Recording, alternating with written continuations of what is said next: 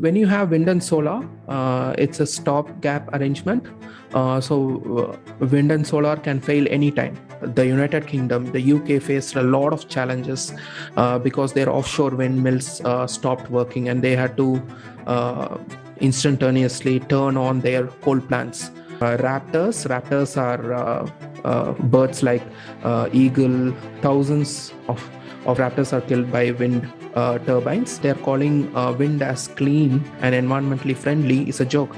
And besides that, if the viewers are not aware, the wind turbine requires a lot of fossil fuel.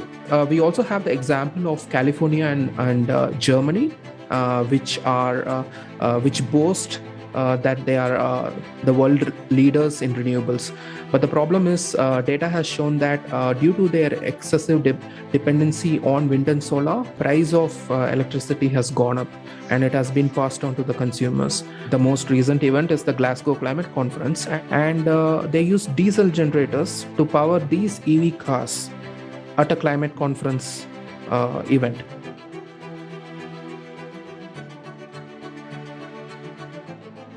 Hello, my name is Vijay. I am an environmentalist. I graduated with an environmental degree from the University of East Anglia in England. Following that, I've been a researcher and a climate researcher with numerous organizations across 3 continents. And I'm passionate about the problems that the world is facing with the environment. And my goal is to help the world navigate better in future. Climate has always been changing. Now, this is not to say that there is no climate change right now. It has always been changing, and we know this from the various paleoclimatology records in tree rings and through ice cores. We are aware that the atmosphere and the temperature on land went through a lot of changes over thousands of years. And the current phase that we are in is called the Holocene, and it's a 10,000 year period, 10,000 to 15,000 approximately. And experts believe that we are around the 10,000 year mark. And when it comes to the recent 2,000 years, there have been a lot of ups and downs, but the focus right now among the people of the world is the change in climate during the past 100 years. Yes, there has been a rise in temperature, but this rise began in the 17th century when the Little Ice Age, which engulfed most of northern hemisphere, gave away to much warmer temperatures across the globe. And that has been increasing since the 17th century. And human emissions from greenhouse gases and our use of fossil fuels have contributed to this warming, but it's not as significant and as dangerous as many people portray it to be. So yeah, the climate has been changing, and it is changing, although it is never changing in a monotonous way. Rather, there have been a lot of ups and downs, and hardly any climate scientist in our world can predict how it would be in 5 or 10 years. So that's the reality on climate change. I believe the data, and climate data is not a fossil. It's not stored in a museum. Rather, it's a live data. It changes every day.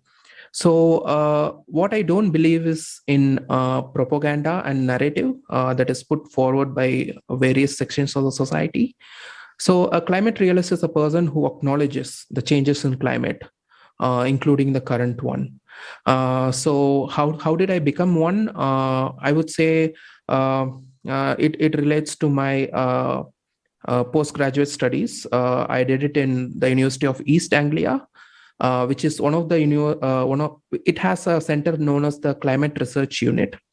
So this is where the had crude temperature data sets come from.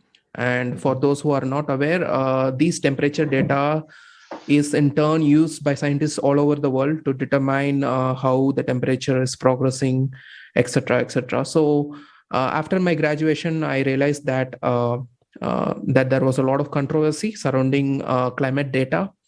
and whether they have been tampered with. So this arose my curiosity, and I began studying in depth. And I understood that among the available scientific literature, thousands and thousands of them, we find a diversity of opinion when it comes to how the climate has changed across thousands of years. And they are also open about how it could change in the coming decades and centuries. So that is when I try to distance myself with both the extremes. There are climate denialists who say that climate has not changed or there has been zero human contribution, and you have on the other spectrum, other end of the spectrum, you have the climate alarmists who say that we have 5 years, we have 2 years, we have 20 years to save the planet. So I distanced from myself from both the camps, and I became a climate realist. Yeah. Thank you very much. There was a recent climate change conference in Glasgow, huge summit when they focus on global warming, greenhouse gas emissions, and so on.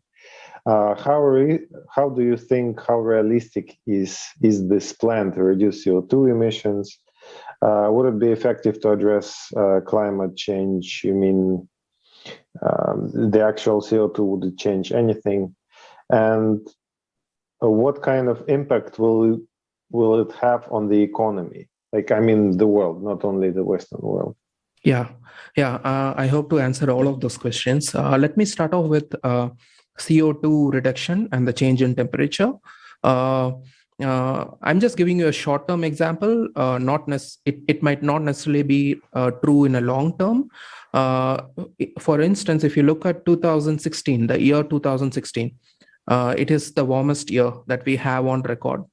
And that was because of the El Nino effect, which spiked temperatures across the globe. Now, after that, in 2017 and 2018, the CO2 level, atmospheric carbon dioxide concentration levels, kept increasing, but the temperatures did not increase. So now, are we to say that CO2 has no impact on temperature? Absolutely not. We cannot claim that. But what we can say is what's happening in the nature seems to be slightly different from what we are told. The rise in CO2 in 2017 and 18 did not cause a corresponding increase in a warmest 2017 and 18. Rather, they were much colder than 2016. So that is where I would leave the CO2 question at. We are not sure. Whatever we are saying are just claims. We cannot be sure whether us reducing CO2 will have a definite impact on global average temperature, which is a subject in itself, because global average temperature is not easy to calculate, and there have been a lot of controversies regarding the data regarding that. So this is the reality that we live in. There's a vast gap between what is happening in Glasgow, what is being promised, and the reality of energy needs in many developing countries that are predominantly fossil. So the promises and the pledges that were made at Glasgow are just on paper as of now. It's hard to expect any quick follow through or fulfillment of those promises. Yeah. So can you remind me your other question? Oh, yeah, the impact on the economy. Yeah. So the United Nations released a report called 1.5 degrees Celsius, and I believe it was last year or the year before that. And in the report, United Nations is clear that if the world does not take serious action on reducing emissions, by the year 2100, the world will face, the global economy would face an impact of less than 5%. So what they mean to say is, even if we continue business as usual, by the year 2100, we would be paying a price of 3 to 4% of the global GDP. And if the impact on GDP is just below 5% in the year 2100. So this, the United Nations says this based on model projections and by calculating how much impact it would have on the global economy. You just spoke about the previous IPCC report. Have you read the recent one, the latest one that came out? What's your opinion on it? What do you think? I'm aware of some of the important claims made in those report, and usually they tend to be much more mellow and milder than what the media portrays it to be. So often what people hear is the journalist's interpretation of the IPCC report. The IPCC report says nothing different from what it has been saying for the past 10 years. And I worked with scientists who've been IPCC authors. The report essentially is a political document because IPCC is instituted by the United Nations. This is not to discredit the IPCC, rather I would call it a work in progress. Scientists are it.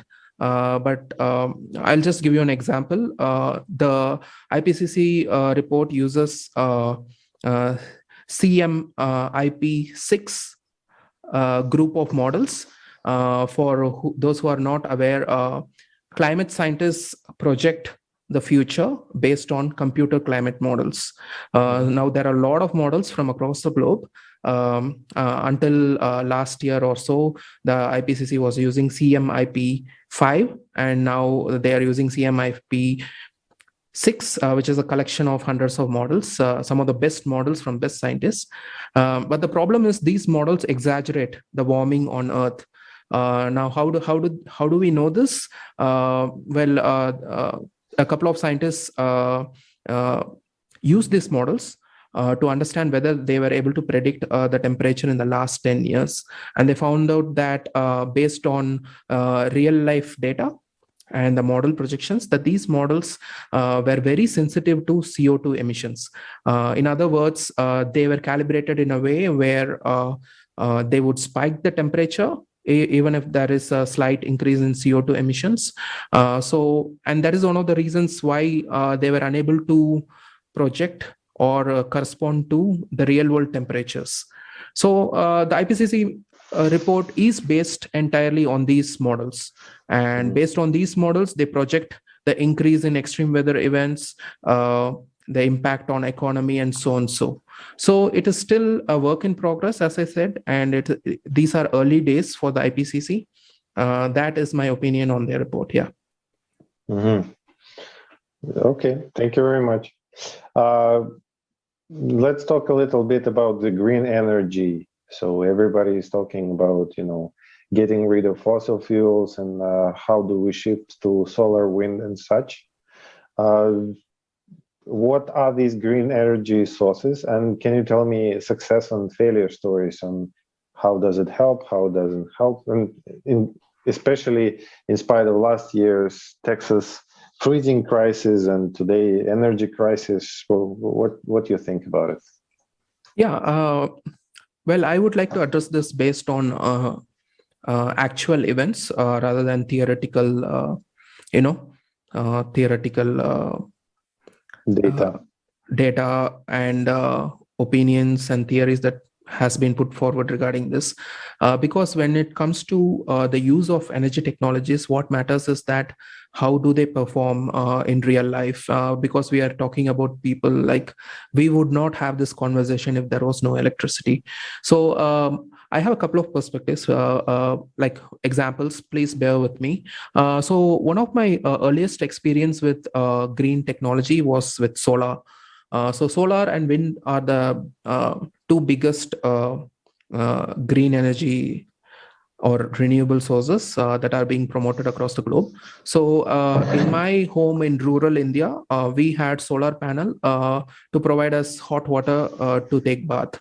So yes, it was extremely useful, and we've saved on a lot of wood because we would use wood to heat our water.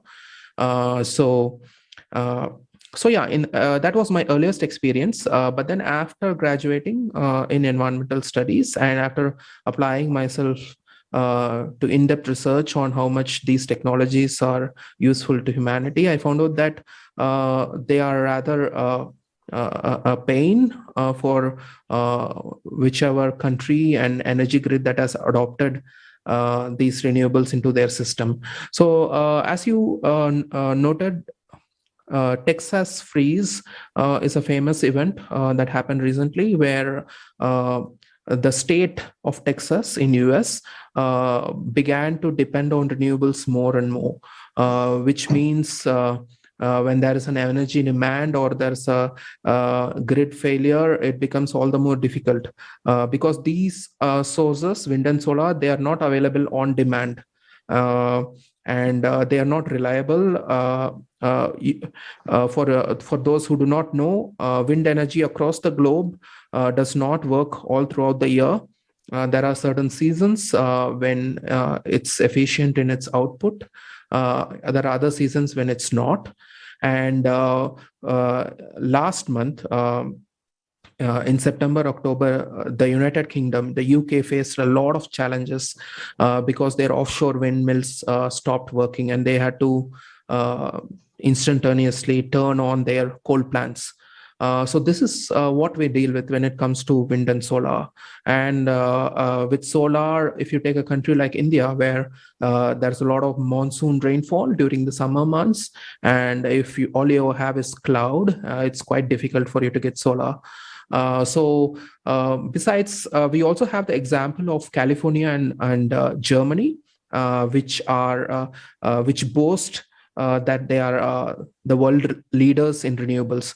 But the problem is, data has shown that due to their excessive dependency on wind and solar, and the cost of maintaining these systems in the energy grid, the price of electricity has gone up and it has been passed on to the consumers. So Germany has the highest electricity price in Europe, and California too is infamous for its high energy prices.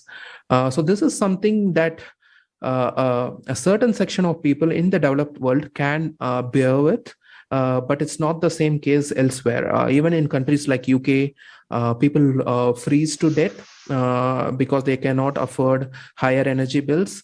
And it's the same case in some of the hottest states in US, where people cannot afford air conditioning in states like Arizona. And so if you take Africa, places like India, it's even worse. There are 300 million below the poverty line, and that's in India alone. And in Africa, I think people are already aware. And so renewables, as good as they seem to be, there are quite a lot of challenges. And as stated by one of the Indian delegate at the recent Glasgow meeting, that even if you cover the entire landscape with wind and solar, humanity does not have the technology right now to use all of those harnessed energy into the grid. The technology may come in the future, but at this point, we do not have something that can make energy from these resources cheaper. When you have wind and solar, it's a stopgap arrangement. Wind and solar can fail anytime. So you need to have a backup of coal-powered grid or nuclear power or hydropower wherever it's available.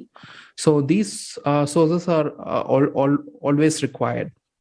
Now, not only that, you need equipments that can connect the grid to these renewable systems. So you have the machinery cost and the cost of having the backup on demand, which is quite difficult to do. For instance, just take coal. How much inventory would you need to have? And when do you need to turn on your coal power plant? Likewise with nuclear. And these are not very easy as it seemed to be, quite difficult. So all this increase the cost, and there are subsidies as well. And subsidies do not come from the sky. It is basically taken from the taxpayers' money. So all these add on to the cost, overall cost of producing, or I would say delivering the electricity to the consumer. So the consumer bears the cost, and the consumer also gives his taxes as subsidy to wind and solar. So it's not that I'm against wind and solar, but at this point, we don't have good examples of large towns or cities or industrial units being dependent on wind and solar. And yeah, so that's the reality. Thank you very much. And the next question is, why do you think alternative green energy sources are getting promoted and endorsed as the best solution to address climate change? Are there any financial interest involved? I wouldn't delve too much into that, but some of the climate alarmists, when I mean climate alarmists, those who say that we are doomed very soon because of climate change, seem to have benefited from their personal ventures in renewable industry. And one of the famous person would be Al Gore, the former US vice president. So he came up with the movie, The Inconvenient Truth, the documentary in 2007. Though he raised awareness about climate change, what people missed is that he has a huge empire of renewable energy venture. And this is not to say that people should not benefit from wind and solar. It's just to say that there is a lot of conflict of interest, promoting a danger and benefiting from the technology that you promote, that you sell to be a savior of humanity. So that is one example. And there are numerous examples, like even the very subsidy that's given to wind and solar across the globe comes from people. And if you would take a step back and just philosophically look at the subsidy issue, you would need to ask, why do you need subsidy for a technology that's very popular and that can save the world? It would be in demand. People would buy it. It would sell like any other energy technology. But why would you need subsidy to push it? And who are the benefactors? And so it is a complex issue. You have utility companies as well, and more recently you have all kinds of players like automobile makers, utility companies, and even some fossil fuel companies trying to incorporate wind and solar and other green energy into their business structure to benefit from the subsidies that are provided. Yeah. Thank you very much. And in your articles, you mentioned the term energy poverty. Could you please explain what this term means, and are there relationships with the current policy on greenhouse emission reduction? Yeah. So energy poverty is a simple term. It's essentially a person who's in poverty but of energy. Either he doesn't have the energy or he cannot afford to pay for the energy. So by energy, we talk about electricity, energy for cooking, for transport, and for other daily activities. So there's a common misconception that energy poverty is only in developing parts of the world. But even in the developed world, there are a lot of people who earn less and who are energy poor. I just mentioned about a couple of examples. The old age homes in UK suffer a lot when it comes to heating bills, and there have been news about households getting sick, extremely sick, because they cannot afford heating. So these are people in energy poverty. When you take Africa, much of Africa is without connectivity to the electricity grid. And when you take India, like you have millions of people who do not have clean cooking fuel, which is gas. They still depend on cow dung, and the waste from cow, and wood to prepare their food. So that is another form of energy poverty. And in China recently, more than 17 provinces faced unprecedented power cuts recently. And we even had images of the traffic signals not functioning and cars jamming against each other. So even in China, despite the image that is being portrayed as it being a superpower, there are still a lot of problems when it comes to energy poverty. So energy poverty is a real problem. It's a global problem, and it is worsened by the current policies that are being pushed from climate conferences such as Glasgow. Because from my knowledge, from what I've noticed ever since the beginning of the Paris Agreement in 2016, there has been very little concern about energy poverty in developing countries. And this is a real problem. And if you go to any big developing country and ask their leaders, one of their top 5 priorities would be securing energy resources for their people. And the United Nations, when it comes to this issue, has been working hard. But somehow, when it comes to the issue of climate change and these international agreements, they seem to miss this point altogether. So what they recommend for countries to move away from fossil fuels might not be very practical when it comes to the reality of energy needs in these countries, because what you want is reliable, efficient, and abundant resource, and that cannot be had in wind and solar, because the wind stops and sun sets, and the technology involves a lot of cost. And when you think about people who live at just less than $1 per day, and you cannot expect them to afford cooking gas or electricity. So to make these people access energy, it involves a large amount of planning and years of work. So thankfully, the governments across the globe have been working on this, but the current set of policies that are being promoted are threatening to reverse decades of fight against energy poverty. Thank you very much. Thank you very much. Next question I have is about alternative energy sources. What makes an alternative energy source environmentally friendly? Because that seems to be the main issue thereafter, right? Yeah, I mean, the mainstream philosophy on alternative energy sources, such as wind and solar, is that they reduce carbon emissions when compared to fossil fuels, and that's one of the reasons they are being touted as environmentally friendly. But what the mainstream misses out is a lot of other stuff. What happens when they are manufactured, and what happens when they are in operation, and what happens when they reach the end of life.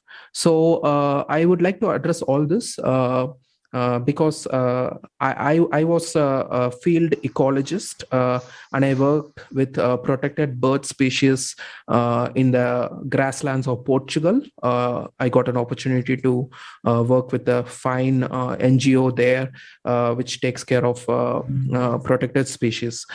So as an ecologist and as a nature lover, I would say that the notion that these technologies are clean is very false. For example, I've written an article called Blood on the Blades. So it talks about the wind turbines and how they have been impacting global avian life, that is bird life, especially raptors. Raptors are birds like eagle, buzzards, hawks, kestrels, and these are all raptors, and even bald eagle. So raptors are killed in large numbers. Thousands of raptors are killed by wind turbines, and wind turbines are notorious for that. So as someone who loves nature, and as someone who's talked to people who work in bird conservation, the fact that they're calling wind as clean and environmentally friendly is a joke. But people give push back against that, telling me that cats kill more birds than wind turbines. That is a false argument. Like, that doesn't mean you have to increase their death by installing more blades. And I don't know about the governments in Europe, but the US government has a killing quota for all the wind turbines. So each wind turbine has a killing quota. They can kill these many raptors and these many birds, and beyond that they have to take measures to reduce bird deaths. In fact, my master's degree dissertation or project was on identifying markers that will enable birds to avoid man-made structures like power lines. So this is a major issue, and much research has been done, are happening, in fact, to help birds avoid these wind turbines. But so far, no efficient solution has been found. And besides that, if the viewers are not aware, the wind turbine requires a lot of fossil fuel. So from its blades to its turbine, and it also requires a lot of rare earth materials, and rare earth minerals cause a lot of pollution during their production stage. And there are lakes in China which are toxic lakes because of the waste from the production of rare earth minerals, which is in turn used in wind and solar. So the notion that these come from a non-fossil fuel source or from clean source is false. And during operation, as I have illustrated, that they kill a lot of birds. And when it comes to end of life, we've seen reports after reports of huge wind turbines, windmills buried in the ground because it cannot be disposed. So there are a lot of concerns and environmental concerns regarding this. So I would not call them environmental friendly. Now, when it comes to carbon emissions, the question to ask is how much of the carbon emissions do they offset? Because we have other natural factors that can contribute to increase in global CO2 concentration levels. And sometimes what we do with these technologies and how we reduce our emissions might not be as significant as it's portrayed to be. So that is a question that we do not know the answer for, because we have to wait and see how much of a reduction they are able to produce.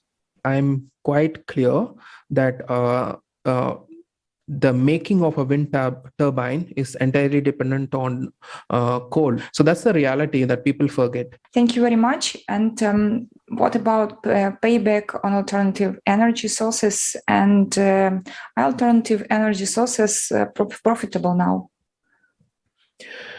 Yeah, I mean, it goes back to the question of whether what it will do to the grid. When we talk about wind and solar, it might profit the utility company and the power generators, but not necessarily the government or the consumer. So that remains a problem in the advanced states such as California and Germany. This would be a huge issue if it were to happen in developing parts of the world, where energy prices could decide everything. But since it's happening in a milder form in the developed nations, people are not noticing it. But they would soon, when this starts to hit lower income households, even in those countries. So I would categorically disagree with the fact that they are becoming cost effective, because when you add them to the grid, and when you use them and when you depend on them, it increases the risk and the cost of operation. Thank you very much. Thank you very much. The majority of people today gets the message from the media that alternative green energy and is safe and the way to go. And most of the people don't think hard about it. They just accept it. What can we do to change that, and what should be done to make public aware of it, and to make their own choice rather than believing the media? Yeah, well, it's a hard thing to do for a common person, because the media houses today are divided, and you have political sections on the right and the left and then the middle. So some media outlets favor the right, some favor the left, and some the middle.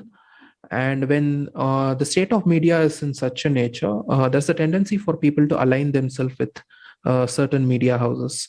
And for instance, just to give you an example with the climate perspective, one media could fully push technologies like wind and solar, but another media house can say that we are not in any danger. We don't have to care about this, and this is like a evil scheme to destroy the local fossil fuel industry. This could be the narrative in another. So people, to be honest, people are confused as to what source they go to, and there is very little we can do about it. I think the Creative Society is doing one such role in helping people understand these issues, and for them to listen to diverse voices, to arrive at more clarity regarding issues that do not have the same kind of projection that you guys give. For instance, all you get on the media is repetitive, monotonous one-liners about climate and temperature. This month is the hottest ever in recorded history, and Greta Thunberg says that the current generation is killing the planet, and the future generations will suffer. So these are the kind of news you keep on hearing. So one such way is to get the citizens to listen to a diverse view and opinion, and you're doing that. The other way would be to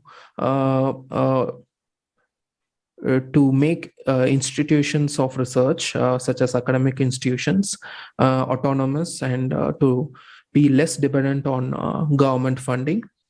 In that way, academicians and scientists are free to research on the matter and provide their findings and outputs to people in a more legitimate way, rather than sit back on government funded money and make reports for the government, which is then publicized by the mainstream media. So that is one of my concerns as being from academic background. I think it plays an important role, like what decides the pathway of a research unit, of a university, of the academicians.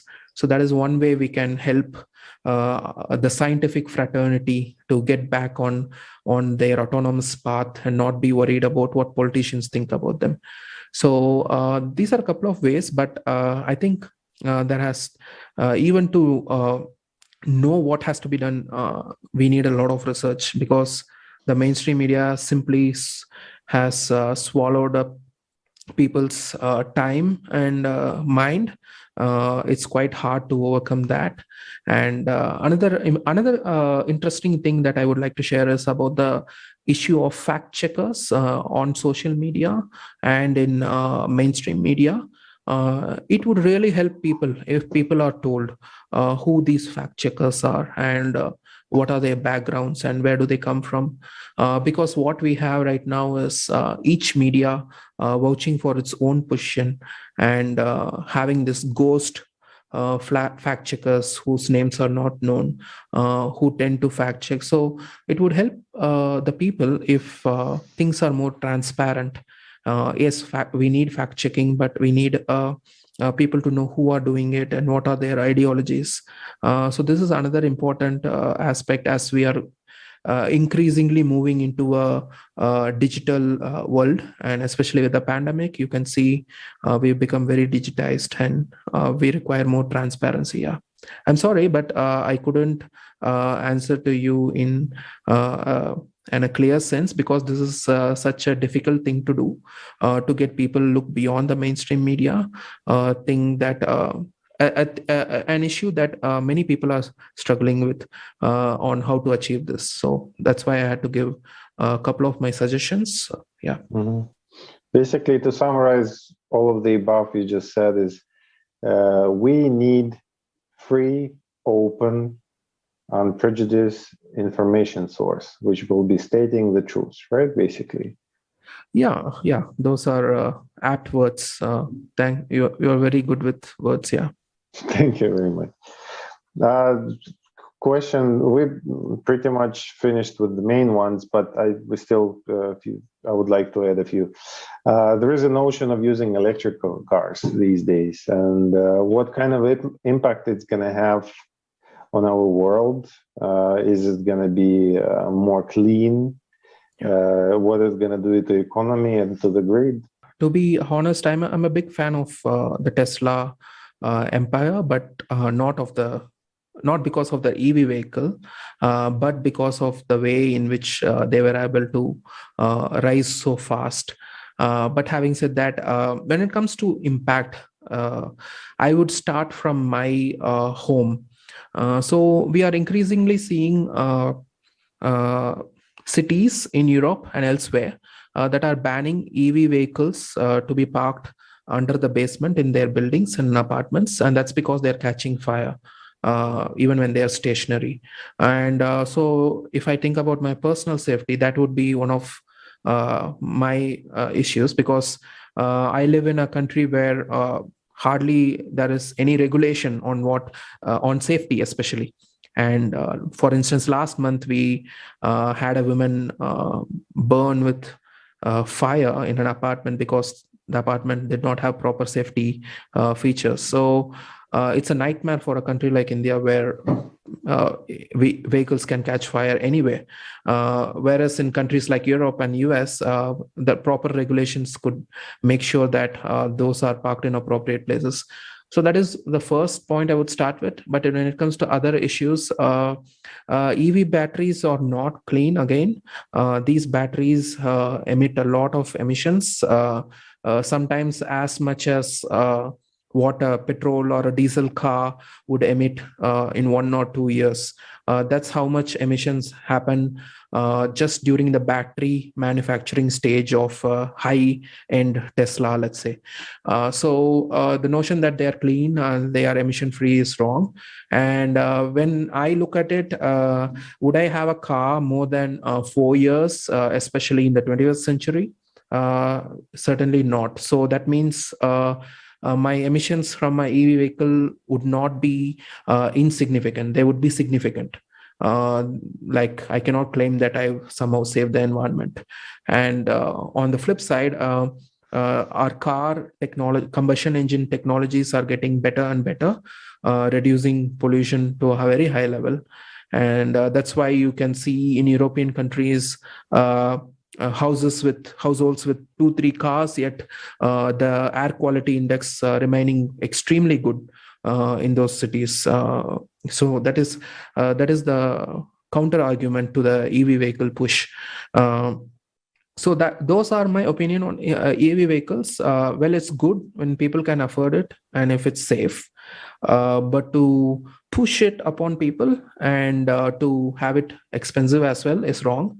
India is on the verge of making EV vehicles compulsory in certain sectors, two-wheelers, and that is quite bad for the people here, because the vehicle costs 3 times as much as the lower end petrol vehicle. So that is my opinion on EV vehicle. It's good and well if we are able to afford it and it doesn't cause a hole in people's pockets. That's good, but I don't think we are at a stage where we can push. Okay, one more question about, they're still using electricity which is produced which way?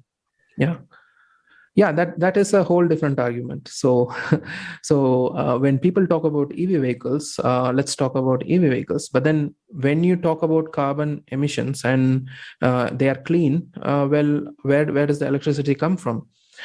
So the most recent event is the Glasgow Climate Conference, and there was a hotel which used EV vehicles to transport the guests to the conference and back to the hotel. And they used diesel generators to power these EV cars at a climate conference event.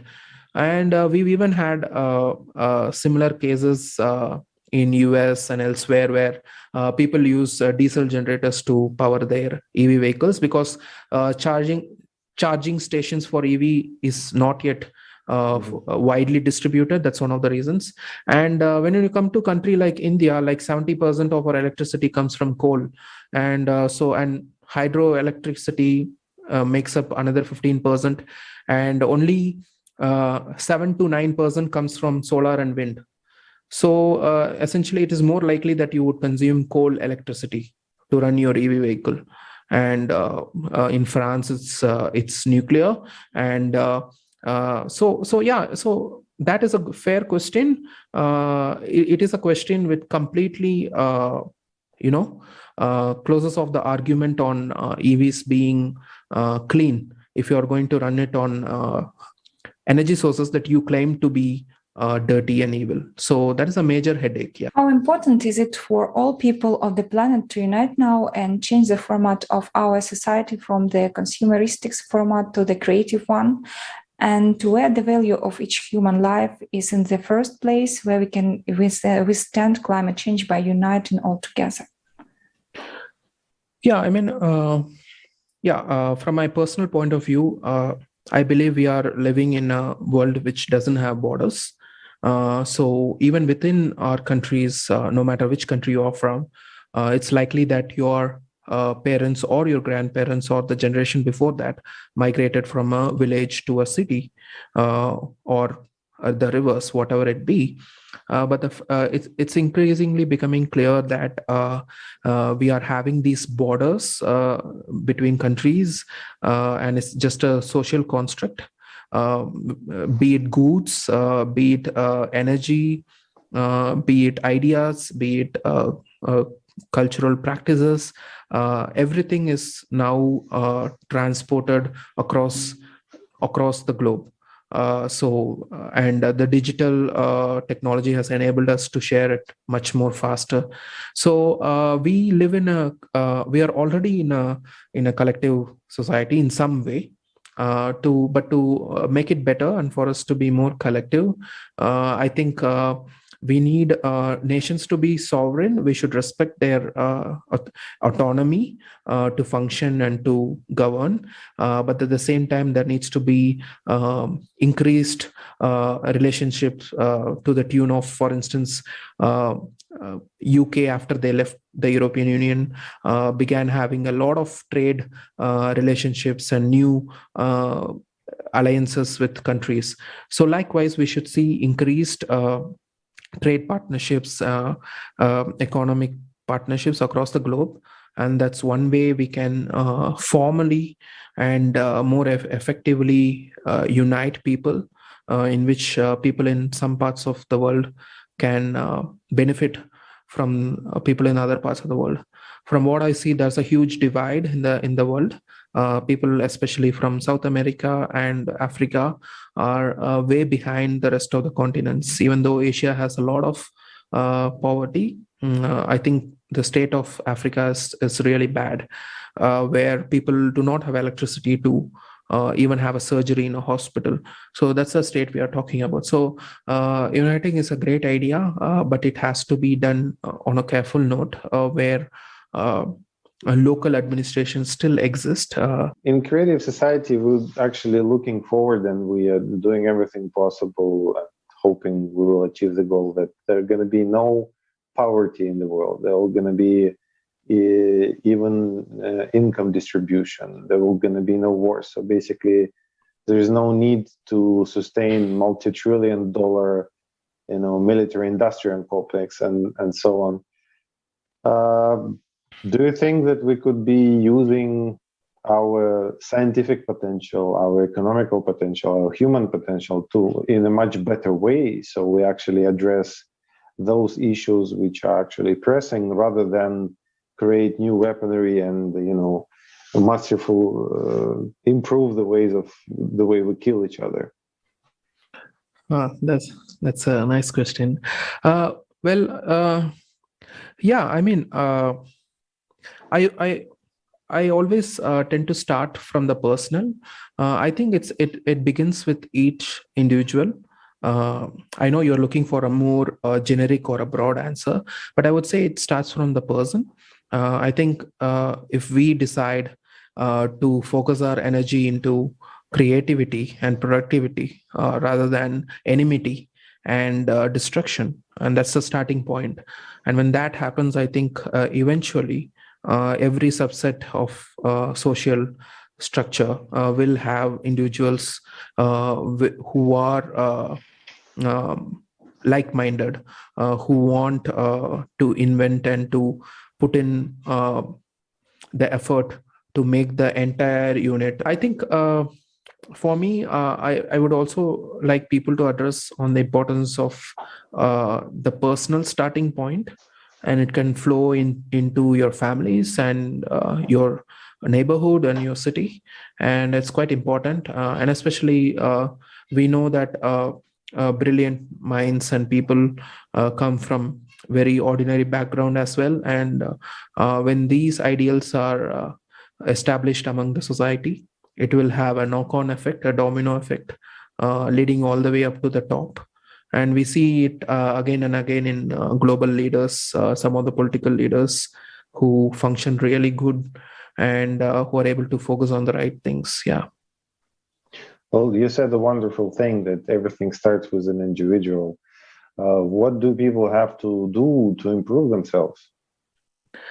Yeah, that's a good question as well. My answer might be surprising to you, but I've been a seeker of understanding truth right from my childhood.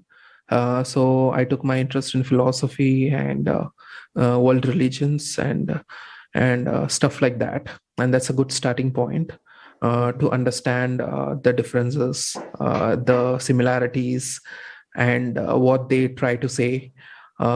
So that is a good starting point.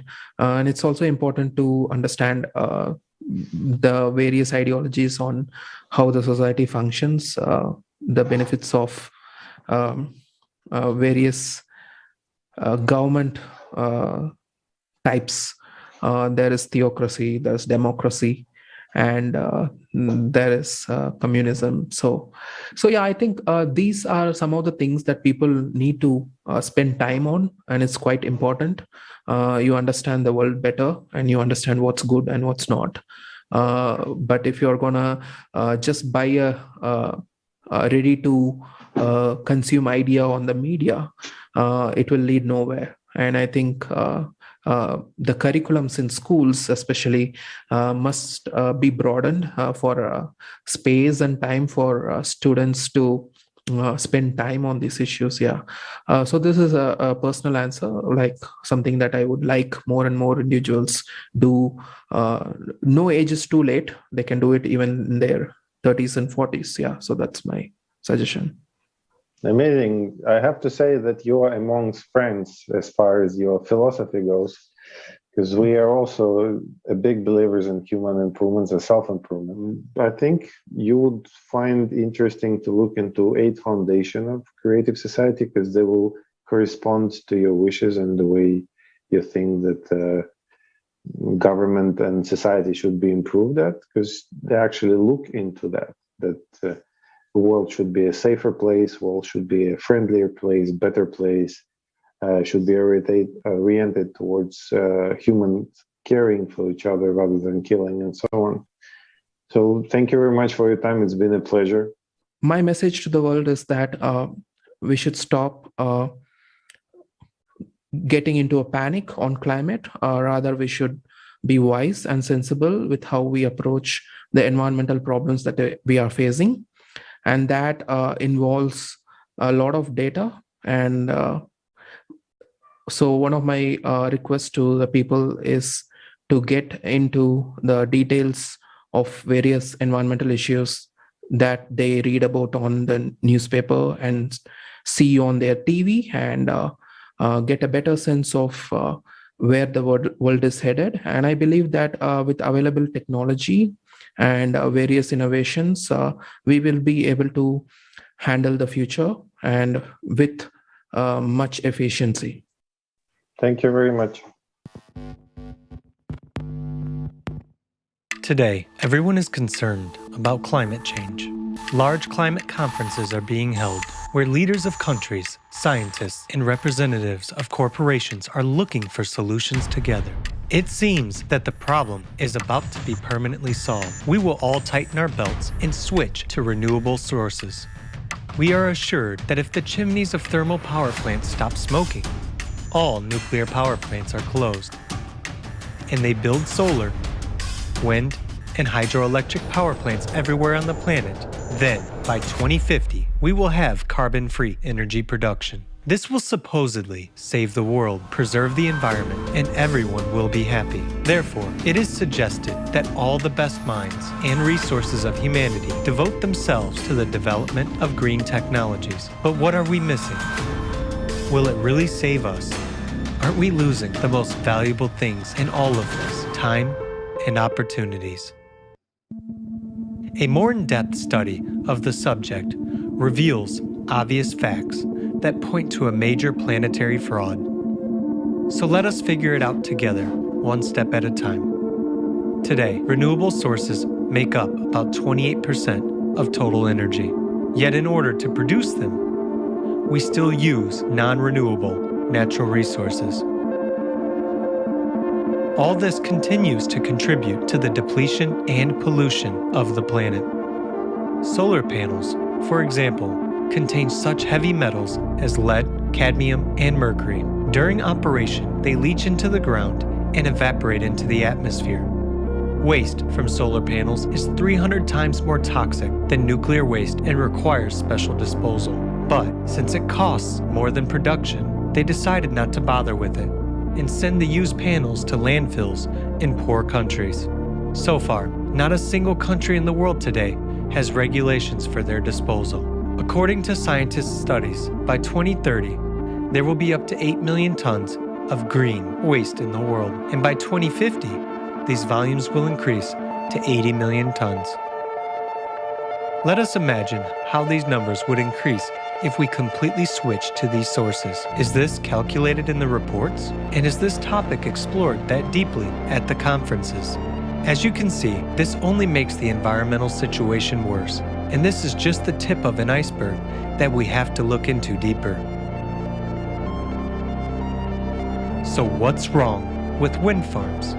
Let's start with our wallets, out of which you and I will have to pay for these ambitious solutions. To build a wind farm requires an enormous investment of money and resources. At that, the average lifespan of a wind turbine is 20 years, and during this time, it manages to recoup only 78% of the money spent upon its construction and installation. We are not even talking about maintenance, which implies building special-purpose vessels, expensive utility high-rises, and constant replacement of blades.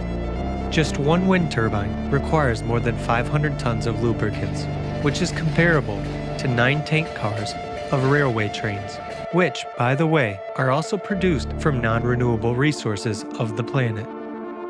Just think about it. The size of the blades can be as big as the length of a soccer field. And do you know what they are made of? That's right, of that very plastic that we continue to struggle with so unsuccessfully around the world. Because of their gigantic size and hazardous chemical composition, they can't be recycled. So the classic solution is that the blades are taken to landfills and covered with soil. After all that, do you still think wind power is environmentally friendly? Now let us take a look at the downside of hydropower. 65% of the world's major rivers are blocked by hydroelectric dams.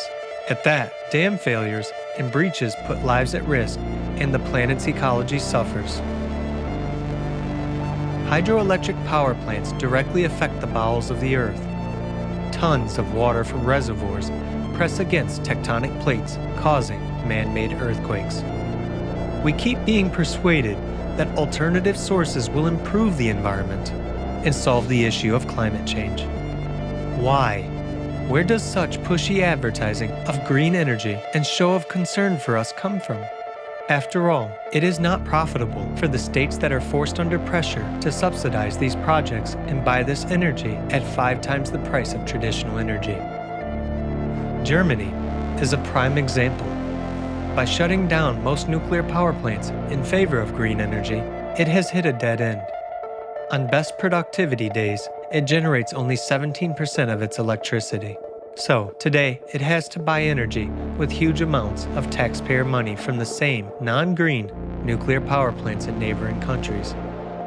Tell me, isn't that absurd? There is also another important fact worth noting. Renewable energy depends on the sun and the wind. So it must either be used immediately or accumulated in batteries. Yet, electricity is a complicated and expensive commodity to store. Let us calculate how many batteries are needed to store electricity and use it during periods without wind or sun or during emergencies. Imagine, an average two-person family consumes about 235 kilowatts per month. Roughly 100 batteries of 2.4 kilowatts would be needed to cover one family's monthly electricity needs.